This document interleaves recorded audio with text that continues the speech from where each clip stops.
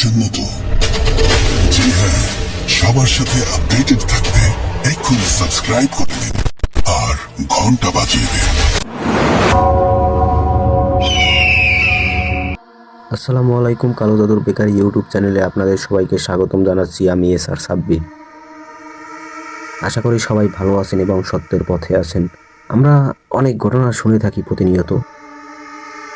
কেউ সরাসরি বলে থাকেন, কেউ ইমেলে পাঠিয়ে থাকেন। আপনারা অনেকেই হয়তোবা জানেন, আমরা প্রতি শুক্রবারে রাত 9টার পরে লাইভে এসে স্টুডিও শেয়ার করে থাকি এবং আমাদের সাথে লাইভে যুক্ত হতে তেমন একটা বেশি কিছু টিপিক্যাল না। যদিও আপনিও চাইলে লাইভে জয়েন হতে পারেন এবং আপনার যদি কোনো ঘটনা থেকে থাকে শেয়ার করতে পারেন এবং স্টুডিওতে শেয়ার করতে যদি আপনার কোনো অসুবিধা হয় তাহলে আমাকে ইমেলও করতে পারেন এবং হোয়াটসঅ্যাপেও দিতে পারেন। আজকে আমরা শুনতে যাচ্ছি একটি ইমেল এপিসোড। আশা করি এপিসোডটি ভালো লাগবে আপনাদের। যাই হোক, কথা না বাড়াই, শুরু করি। যেভাবে লেখা আছে আমি সেভাবেই পড়ছি। আসসালামু আলাইকুম প্রিয় সাব্বির ভাই, নিশ্চয়ই ভালো আছেন। বুথ এফএমে আমরা সচরাচর যে ধরনের ঘটনা শুনে থাকি তার কেন্দ্রবিন্দুতে থাকে কোনো ব্যক্তি বা তার পরিবার, কিন্তু ঘটনার মূল নায়ক যদি হয় একটি বাড়ি, তাহলে কেমন হয় বলুন তো? আর শেয়ার করছি একটি বাড়ি এবং একে চিরে ঘটে যাওয়া বিভিন্ন ঘটনা। আমি সিলেট থেকে আমির বলছি, গ্রামের নাম উল্লেখ করছি না।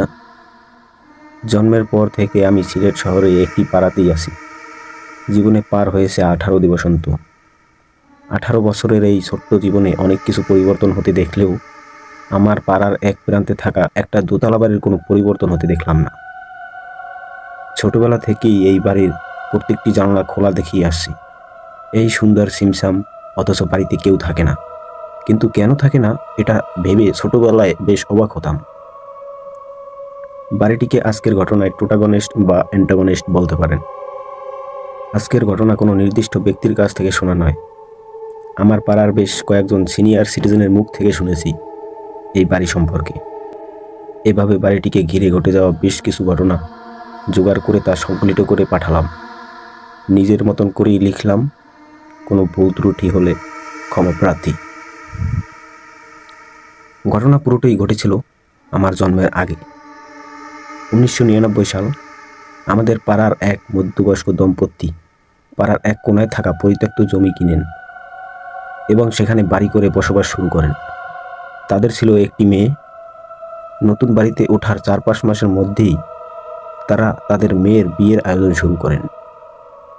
মেয়েটির বিয়ে হয়ে যায়। বিয়ের পরে সেই মেয়েটি সুখী ছিলেন না।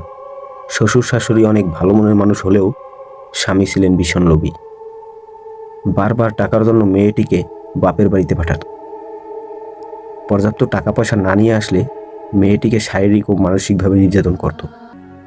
এক সময় অত্যাচার সহ্য না করতে পেরে মেয়েটি তার সমস্ত জিনিসপত্র নিয়ে বাধ্য হয়ে সেখান থেকে তার বাপের বাড়িতে চলে আসে। তার স্বামীও সেখান থেকে খবর পেয়ে উৎপেশ থাকে এবং গভীর রাতে তার শ্বশুর শাশুড়ি ও স্ত্রীকে খুন করে। তারপরে সেই সমস্ত টাকা পয়সা সোনাদানা নিয়ে পালিয়ে যায়। কিছুদিন পর ছাদে উঠে ছাদের কোনায় থাকা টপে গিয়ে একদম সেপাশে বাড়ির লোকজন ওই বাড়ি থেকে খুব বাজে গন্ধ পাওয়ায় ওই বাড়ির ভেতরে প্রবেশ করে এবং বাবা মা ও কলিগত মেয়ের লাশ উদ্ধার করে। পুলিশকে খবর দেওয়া হয়। পুলিশ এসে তাদের লাশ নিয়ে যায় এবং বাড়িটি যেভাবেই ছিল সেভাবেই রেখে শুধু তালা দিয়ে বাড়িটি সিলগালা করে চলে যায়। ঘটনা 1।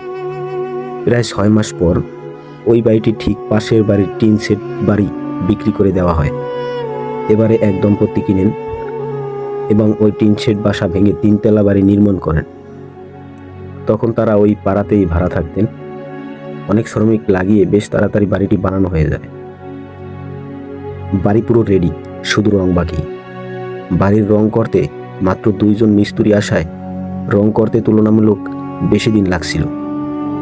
একদিন কাজ শেষ করতে করতে একটু রাত হওয়ায় ওই দম্পতি সেই রাতে তাদের জন্য ওই বাড়ির বারান্দায় ঘুমানোর ব্যবস্থা করে দেয়। মাঝরাতে ঘুমাতে যাওয়ার আগে কোনো এক রং শ্রমিকের সিগারেট খাওয়ার ইচ্ছে হলো। সে সিগারেট ও ম্যাচ হাতে নিয়ে ছাদে উঠে যায়। ছাদে গিয়ে সে সিগারেট জ্বালায় এবং ম্যাচ না নিভিয়েই ওই পুরনো ভবনের দিকে ছুড়ে দেয়। পরের দিন সকালে উঠে অপর শ্রমিক দেখে সে বারান্দায় একা, পাশের জন নেই। সে খুঁজতে শুরু করলো এবং খুঁজতে খুঁজতে সে ছাদে চলে গেল। গিয়ে আবিষ্কার করলো সিলগালা করার বাড়ির প্রান্তে চৈতন্যহীন হয়ে পড়ে আছে। ঘটনা 2। পরবর্তীতে নতুন বাড়িতে সেই দম্পতি বসবাস করে। তাদের 2 ছেলে। বড় ছেলে ঢাকা বিশ্ববিদ্যালয়ে পড়তো, আর ছোট ছেলে ছিল উচ্চ মাধ্যমিকের ছাত্র। ছোট ছেলেটি বিড়াল খুব ভালোবাসতেন এবং বাড়িতে 3-4টা পোষা বিড়াল ছিল। একদিন ওই বিড়ালগুলো সন্ধ্যার সময় ছাদে উঠে ছাদের কোনায় থাকা টপে গিয়ে একটা ছোট গাছে উঠে লাফঝাপ করছিল। বেশ নাড়াচাড়ার কারণে এক পর্যায়ে টপসহ ওই বাড়ির বিড়ালটি পিছলে ছাদ থেকে পড়ে যায় এবং ওই সিলগেলা করা বাড়ির আঙিনায় তার আগিয়ে পড়ে। সাথে সাথে ওই বিড়ালগুলো প্রচণ্ড চিৎকার করে ওঠে। সে কেবল এক মুহূর্তের জন্য। এক মুহূর্ত পরে সব থেমে যায়। চিৎকার শুনে বাড়ির লোকজন বিড়ালগুলোকে খুঁজতে শুরু করে, কোথাও পায় না। পরের দিন সকালে দেখা গেল পরিত্যক্ত বাড়ির গেট থেকে ঠিক 1 হাত সামনে খুব যত্ন করে সারি করে গুছিয়ে 3টি বিড়ালের লাশ। প্রত্যেকটা বিড়ালকে ঘাড় মোটকে মারা হয়েছে। যেটা আরো আশ্চর্যের বিষয় সেটা হলো বিড়ালগুলোর শরীরে 1 ফোঁটা রক্ত নেই। শুকনো ঠনঠনে জায়গায় মৃতদেহ এমনভাবে সাজিয়ে রাখা হয়েছে যে দূর থেকে দেখলে মনে হয় 3টি বিড়াল খুব আরাম করে ঘুমাচ্ছে। অবাক করা ব্যাপার হলো বাড়িটি কিন্তু সিলগালা করাই রয়েছে। বিড়ালগুলোকে ওই বাড়িতে আটকে রেখে তাদের কেন মেরে এখানে রাখা হয়েছিল সেটা কেউ বুঝতে পারছিল না। ঘটনা 3। ঘটনা 1 মূলত পরিত্যক্ত বাড়ির পাশে থাকা সেই 3তলা বিল্ডিং। ওই বিল্ডিং এর 3টি বাসায় নতুন ভাড়াটিয়া ওঠে। সেই পরিবারে ছিলেন স্বামী স্ত্রী, তাদের কলস পড়োয়া মেয়ে এবং এলাকার এক বৃদ্ধ দাদু। এছাড়াও এক যুবক ভিতরে ছিলেন, যার কাজ ছিলেন সর্বক্ষণ বৃদ্ধের খেয়াল রাখা ও যত্নে রাখা। বৃদ্ধটির কাজকর্ম ও আচার ব্যবহার ভালো হলেও মনে মনে সে বাড়ি থেকে চুরি করে পালিয়ে যাওয়ার ফন্দি আঁকছিল। কিছুদিন পর বৃদ্ধ একদিন সুযোগ বুঝে আলমারির চাবি চুরি করে এবং টাকা পয়সা ও সোনাদানা সরিয়ে ফেলে। কিন্তু পালাতে গিয়ে সে বাসার কর্তাগিন্নির নজরে পড়ে যায়। এক নজর দেখেই স্বামী স্ত্রী কারো বুঝতে বাকি রইল না যে বৃদ্ধটি চুরি করে পালাচ্ছে। তারাও বৃদ্ধকে ধাওয়া করে। পালানোর পথ না পেয়ে শেষমেশ ছাদে উঠে এবং ছাদ থেকে লাফিয়ে ওই সিলগালা করা বাড়ির আঙিনায় পড়ে এবং 1 মুহূর্ত পরেই তীব্র সুরে আর্তনাদ করে উঠল। পরের দিন সকালে ওই পরিত্যক্ত গেটের ঠিক 1 হাত সামনে পাড়ার লোকেরা বৃদ্ধটির মৃতদেহ আবিষ্কার করে, ঠিক সেই জায়গায় যেখানে বিড়ালগুলো পড়েছিল। কিন্তু ভয়ের ব্যাপার হলো লাশটি পুরোপুরি ফ্যাকাশে, একটু রক্ত নেই সারা শরীরে, কোনো ক্ষত বা আঘাতের চিহ্ন নেই। এটা যে কোনো মানুষের কাজ নয় সেটা কারো বুঝতে বাকি রইল না। ঘটনা 4। এক সময় আমাদের এলাকায় শিশ্রেশ্বরের উপদ্রব বেড়ে গিয়েছিল। সে কারণে পাড়ার কিছু বাড়িওয়ালা কুকুর পুষতে শুরু করে। পরপর 3টি অদ্ভুত ধরনের ঘটনা ঘটার পরে পাড়ার এক বাড়িওয়ালা কিছুতেই বিশ্বাস করতে পারছিলেন না যে ঘটনাগুলো স্বাভাবিক। তিনি সিদ্ধান্ত নিলেন তার কুকুরের একটি বড় বাচ্চাকে তিনি ওই বাড়ির ভিতরে ছেড়ে দিবেন। যেই বাবা সেই কাজ। ওই বাড়ির পাঁচিল খুব বেশি উঁচু নয়, তাই কুকুরটিকে পাঁচিল টপকিয়ে বাড়ির ভেতরে পাঠিয়ে দিল এবং তাড়াতাড়ি উঠল তিনি তার বাসার ছাদে কি হচ্ছে তা দেখার জন্য। কিন্তু দেখলেন কুকুরটি কিছুক্ষণ বাড়ির উঠানে ঘোরাঘুরি করলো। হঠাৎ করে কুকুরটি গলা চিরে বিভৎস রকমের চিৎকার শুরু করলো। স্পষ্টভাবে বোঝা গেল ভয়ানক কিছু একটা দেখলে যেভাবে কুকুর রিয়্যাক্ট করে সেটাই হচ্ছে। সেই বাড়িওয়ালা খুব ভয় পান, কারণ কুকুরটির সামনে তিনি কিছুই দেখতে পাননি। তাহলে এমন কি দেখেছে কুকুরটি যে ভয় পাচ্ছে তা তিনি ঠাউর করতে পারছিলেন না। কুকুরটি সর্বশক্তি দিয়ে দৌড়ে বাহিরের দিকে আসতে চাইল, কিন্তু পারল না। বাউন্ডারির ওয়াল পর্যন্ত পৌঁছানোর আগেই কুকুরটি মাটিতে শুয়ে পড়ে এবং প্রচণ্ড জোরে হাত পা ছড়াছড়ি করতে লাগলো। মুরগির গলা কেটে ফেললে যেভাবে ডানা চাপড়ে থাকে এবং মারা যায়, ঠিক সেভাবেই কুকুরটির মৃত্যু হয়। পরের দিন ভোরবেলায় সেই বাড়িওয়ালা মনমোহক করতে বের হন এবং হাঁটতে হাঁটতে তিনি দেখেন, তিনি যখন ওই বাড়ির সামনে দিয়ে হাঁটছিলেন তখন ওই বাসার নারিকেল গাছ থেকে চুপ করে কি যেন একটা তার গায়ের উপর পড়ল। তিনি যা দেখলেন সেটা দেখা মাত্রই চিৎকার করে উঠলেন এবং সেন্সলেস হয়ে যান, কারণ তার গায়ের উপরে যা পড়ছিল সেটা তার সেই কুকুরের ছিঁড়ে ফেলা মাথা।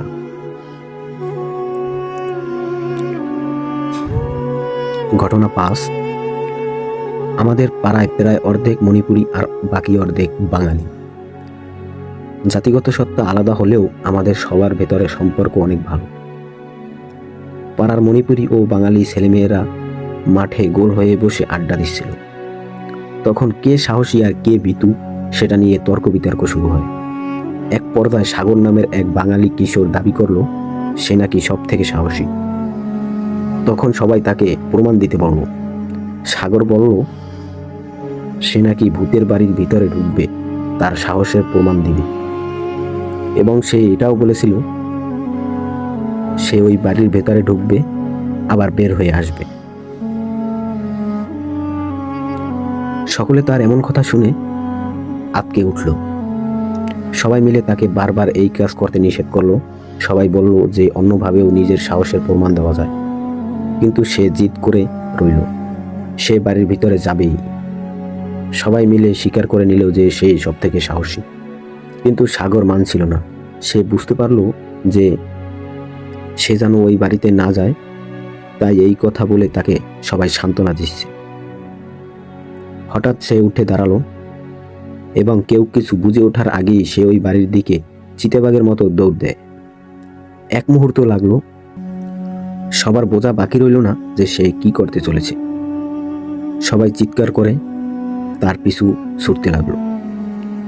চিৎকার শুনে পাড়ার সবাই হাজির হয়ে দেখে সাগর ভূতের বাড়ির দিকে ছুটছে এবং তারা সবাই সাগরকে থামানোর চেষ্টা করছে। ততক্ষণে সে বাড়ির পাঁচিল পেরিয়ে ভিতরে ঢুকে গেছে।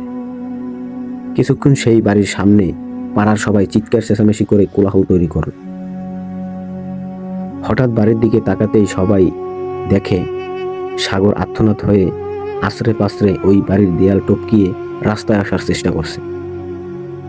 কিন্তু বোঝা যাচ্ছিল যে দেয়ালের ওই পাশ থেকে কোনো একটা কিছু তাকে আটকে ধরেছে, পিছন থেকে টানছে। গলা ফাঁপিয়ে সে চিৎকার করছে এবং কাঁদতে লাগছে। এমন অবস্থা দেখে পরপরই পাড়ার কয়েকজন লোক মিলে সাগরের হাত ধরে টানতে লাগলো। মোটামুটি কিছু সময় সাগরের দুপাশ থেকে টানাটানি করে পাড়ার সবাই মিলে সাগরকে বাড়ির ভেতর থেকে বাইরে আনতে সক্ষম হয়। সেদিন থেকেই সাগর মানসিক ভারসাম্য হারিয়ে ফেলে এবং এখনো সাগর মানসিক ভারসাম্যহীন হয়েই পড়ে আছে। ঘটনা 6। 1 বছরের মধ্যে পরপর এভাবে বাড়িটিকে ঘিরে বিচ্ছিন্ন ঘটনা ঘটার পরে পাড়ার সবাই নড়েচড়ে বসে এবং একটি সমাধানের পরিকল্পনা করেন। রাঙামাটি থেকে একজন মহিলা অপরিতান্ত্রিককে নিয়ে আসা হয়। তিনি এসে প্রথমে যা হয়েছে তা সব কিছু জেনে নিলেন। কিছুদিন পরে পূর্ণিমা এবং সেই মাঝরাতে একটি মশাল জ্বালিয়ে বাড়ির চারদিকে ঘুরতে লাগলেন সেই অপরিতান্ত্রিক। অনেকবার ঘুরে সে পাড়ার সবাইকে ঘুমিয়ে পড়তে বললেন এবং পরের দিন সকাল 8টায় পাড়ার বড় মাঠে সবাইকে জানাবেন বলে জানালেন। পরের দিন 8টা। সবাই অধীর আগ্রহ নিয়ে অপেক্ষা করতে লাগলেন কি হয় সেই রহস্য জানার জন্য।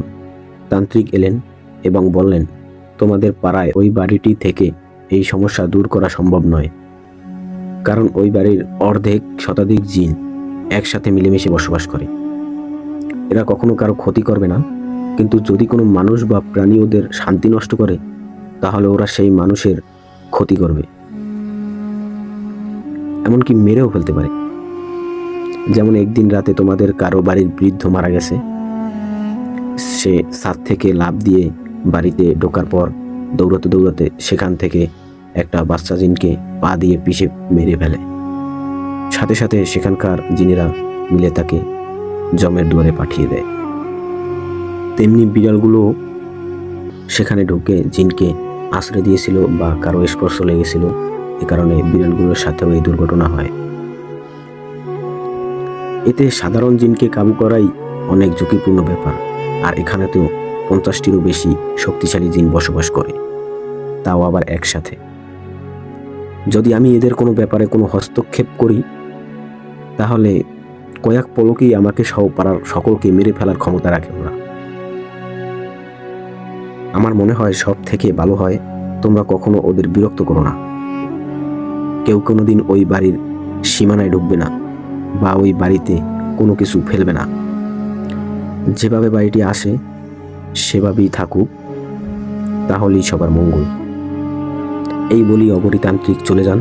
তারপর থেকেই বাড়িটি এখনো সেভাবেই পড়ে আছে। দীর্ঘ 26 বছর এই বাড়িটি এখনো কারো পা পড়েনি। এই ছিল আমার ঘটনা। সাব্বির ভাই, আপনি যদি চান বাড়িটির ছবি তুলে দিতে পারি ভূত এফএমের শ্রোতাদের দেখানোর জন্য। আশা করি ঘটনাটি ভালো লেগেছে। ঘটনাটি সিলেক্টেড হলে জানানোর অনুরোধ রইল। সবার কাছে দোয়া ও আশিসটা স্বীকারণ করছি। আর কয়েক মাস পরেই আমার পরীক্ষা শুরু হবে। যদি বেঁচে থাকি তাহলে আবার নতুন ঘটনা সংগ্রহ করে পাঠাবো, এবং সেই আশ্বাস দিয়েই শেষ করছি। ভালো থাকুন সাব্বির ভাই, ভালো থাকুন ভূত এফএমের সকল শ্রোতারা। সবাই নিরাপদে থাকুন এবং ভূত এফএমের সাথে থাকুন। তারপর আমির সিলেট থেকে তার ফোন নাম্বার এবং সাথে তার ইমেল অ্যাড্রেস শেয়ার করেছেন। জি, অবশ্যই ঘটনাটি ভালো লেগেছে আশা করি সবার, এবং আমারও ভালো লেগেছে। এবং আমি চাই যে আপনি আপনার সাথে ঘটে যাওয়া বা আপনার ফ্যামিলির কারোর সাথে ঘটে যাওয়া বা শোনা কোনো ঘটনা আবারও আমাদের মাঝে শেয়ার করেন। এবং আমি বলবো যে আমির ভাই, আপনি বাড়িটির ছবি দেওয়ার কথা বলছিলেন আমাকে, যদিও আপনি আমাকে বাড়িটির ছবি তুলে দেবেন অবশ্যই, আমি চাই। এবং আশা করি পরীক্ষার পরে আবারও দেখা হবে আমাদের কোনো এক নতুন ঘটনায়। এবং এই বলেই আপনাকে বিদায় দিচ্ছি। এবং আমাদের সাথে যারা ঘটনাটি শুনছেন তারা অবশ্যই কমেন্ট বক্সে বলে যাবেন যে কি কোথা থেকে ঘটনাটি শুনছেন এবং ঘটনাটি কার কেমন লেগেছে। আশা করি আপনাদের সবারই ঘটনাটি ভালো লেগেছে। আপনার যদি এ ধরনের ঘটনা শুনতে ভালো লেগে থাকে বা এ ধরনের ঘটনা আপনি শুনতে পছন্দ করেন, তাহলে আমাদের চ্যানেলটি সাবস্ক্রাইব করতে ভুলবেন না এবং বেল আইকন বাজিয়ে পাশে থাকুন এরকমের ঘটনা শোনার জন্য। এই বলেই শেষ করছি। কালো জাদুর বেকারি থেকে আমি বলছিলাম এসআর সাব্বির, ভূত এফএম।